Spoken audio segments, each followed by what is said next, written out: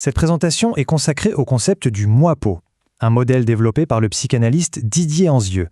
Nous allons examiner ensemble comment la peau, qui est notre première enveloppe physique, sert de base pour comprendre la construction de notre psychisme. Anzieux reprend cette citation de Paul Valéry car elle illustre bien le point de départ de sa réflexion. Elle souligne la connexion fondamentale entre la surface de notre corps, la peau, et la profondeur de notre vie psychique. Notre parcours se fera en 4 étapes. On commencera par définir ce qu'est le moisson-peau. Ensuite, on détaillera ses 8 fonctions principales. Puis, on verra comment sa structure peut être équilibrée ou présenter des fragilités. Et enfin, on abordera son application dans un cadre clinique. Commençons donc par la première partie qui porte sur l'origine et la définition du concept, tel que l'a pensé Didier Anzieux. Alors, l'idée centrale d'Anzieux, ce n'est pas simplement une métaphore, c'est une théorie qui s'ancre dans la biologie. Il faut savoir que la peau et le système nerveux partagent la même origine embryonnaire. Le moi-peau est donc cette enveloppe psychique qui se construit en s'appuyant sur le modèle de notre enveloppe corporelle, la peau. Le moi-peau assure 8 fonctions qui sont essentielles. On peut les voir comme les piliers qui soutiennent notre architecture psychique.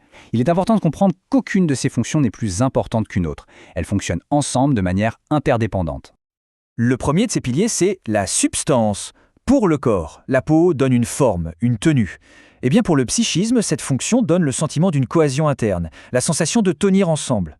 Quand ce pilier est fragile, cela peut se manifester par une angoisse d'effondrement, la peur de se fragmenter. La deuxième fonction, c'est la maintenance. Tout comme la peau contient les organes, le moi-peau sert de contenant psychique.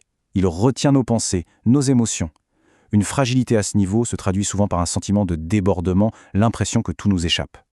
Le troisième pilier, la constance, joue le rôle de filtre protecteur. La peau nous protège des agressions physiques, le moi-peau, lui, nous protège de la surstimulation. Quand cette fonction est défaillante, on peut observer soit une hypersensibilité, soit à l'inverse, une sorte d'anesthésie émotionnelle pour se protéger. Ensuite, la signification, c'est la quatrième fonction. La peau, elle garde la mémoire de notre histoire. De la même façon, le moi-peau inscrit les traces de nos expériences, et c'est ce qui nous permet de leur donner un sens. Une fragilité à ce niveau peut conduire à un sentiment de non-sens ou à la fixation de certains traumatismes. Le cinquième pilier est la correspondance. Il assure une forme d'unification. La peau est une surface où tous nos sens se rejoignent. Au niveau psychique, cette fonction connecte nos différentes expériences sensorielles pour former une perception cohérente de nous-mêmes et du monde. Si elle est défaillante, cela peut engendrer un sentiment de morcellement. Sixièmement, l'individuation. Notre peau nous rend uniques, physiquement. La fonction psychique qui correspond, c'est celle qui fonde notre sentiment d'être une personne distincte, avec des frontières claires entre soi et les autres. Une fragilité ici se manifeste souvent par une forme de confusion identitaire. La septième fonction, c'est l'énergisation. Le contact physique stimule notre tonus. Au niveau psychique, cette fonction nourrit ce qu'Anzieux appelle la vivance. C'est le sentiment premier d'exister, d'avoir un élan vital. Une défaillance mène à un sentiment de vide, parfois de non-existence. Et enfin, le 8e et dernier pilier, l'investissement libidinal. La peau est une surface sensible et érogène. Psychiquement, cette fonction correspond à notre capacité à nous investir de manière durable dans nos relations et dans nos projets. Sa fragilité peut se voir dans une difficulté à maintenir un engagement sur le long terme. Maintenant qu'on a vu ces 8 piliers, voyons comment leur solidité respective détermine notre structure psychique globale et comment des fragilités peuvent venir la déséquilibrer. On peut distinguer 3 principaux états du moi-peau. Un état équilibré d'abord, qui permet de transformer les manques et les frustrations en moteur. Quand des fragilités sont plus marquées, on peut observer une structure de névrose douloureuse qui est source de souffrance. Et dans les cas de fragilité extrême, une rupture avec la réalité peut s'opérer, ce qui correspond à une structure psychotique. La névrose douloureuse opère souvent par un mécanisme de compensation. Pour faire face à un vide intérieur, la personne peut avoir tendance à se couper de ses émotions, de ses ressentis corporels. En contrepartie, elle va surinvestir le champ de l'intellect, de la maîtrise. C'est une stratégie de survie qui, si elle peut être fonctionnelle, est souvent coûteuse psychiquement. Le mécanisme de la psychose, tel que Freud l'a décrit, se fait en 2 temps.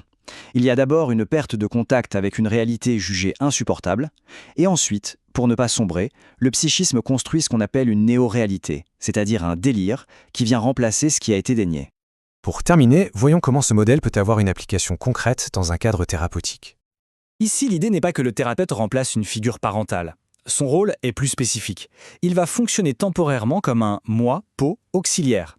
C'est-à-dire qu'il va prêter au patient les fonctions qui chez lui sont fragilisées, pour lui permettre de se restaurer. Le thérapeute peut donc jouer plusieurs rôles qui correspondent aux piliers qu'on a vus. Il peut offrir un appui pour la substance, un contenant pour la maintenance, un filtre pour la constance, un miroir pour la correspondance, une frontière pour l'individuation ou encore une validation pour l'investissement. L'objectif est toujours d'aider la personne à consolider sa propre enveloppe psychique. On termine avec cette dernière citation d'Anzieu qui résume bien l'enjeu. Avoir une enveloppe psychique suffisamment solide et bien constituée n'est pas juste une question de bien-être. C'est en fait la condition de base qui nous permet d'organiser notre expérience du monde et donc de penser.